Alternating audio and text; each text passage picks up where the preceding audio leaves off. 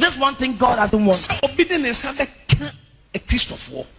That somebody will touch Christians or followers of Christ. So if you have any intention that when I have power,